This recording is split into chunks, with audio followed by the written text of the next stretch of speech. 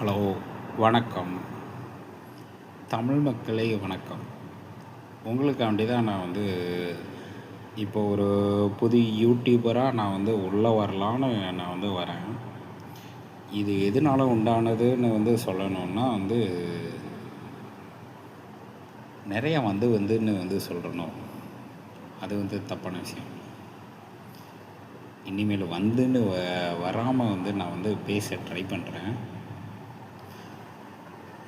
எனக்கு தமிழ் மேலே ஆர்வம் அதிகம். நான் ஹிந்தி மொழியும் கற்றுக்கிட்டேன்.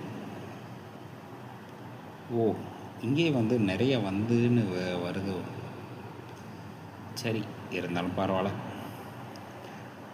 கொஞ்சம் இந்த வந்துங்கிறத குறைச்சிக்கிறேன். எனக்கு என்னென்னா, இந்த இந்தி மொழி திணிப்பு, இந்தி மொழி இதெல்லாம் முன்னாடியே போராட்டம் பண்ணியிருக்காங்க. இதுக்காண்டி நிறையா உயிர்கள் போயிருக்கு. அதெல்லாம் நம்ம இப்போ போய் ஆராய்ச்சியெல்லாம் பண்ண முடியாது. ஆனால் இனி போகும் காலங்களில் நம்ம இந்த இந்தி மொழி திணிப்பு வேணாம். இந்தியை நம்ம கொஞ்சம் கற்றுக்கலாம்ல. நானும் ஒரு தொழிலுக்காண்டி நானும் மும்பை போனேன். அங்கே ஒரு 5.5 வருஷம் வேலை பார்த்தேன்.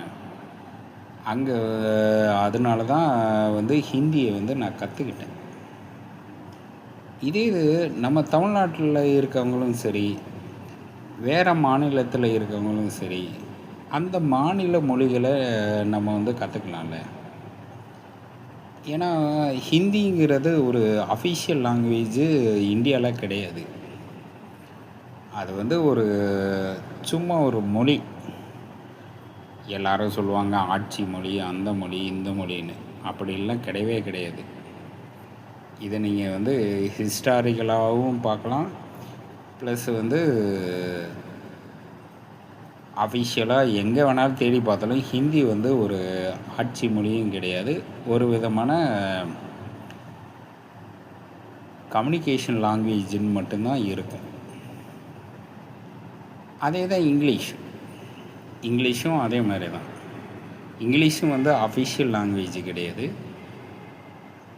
ஆட்சி மொழியும் கிடையாது. ஆட்சி மொழி, அஃபிஷியல் லாங்குவேஜ் ரெண்டும் ஒன்று தான்.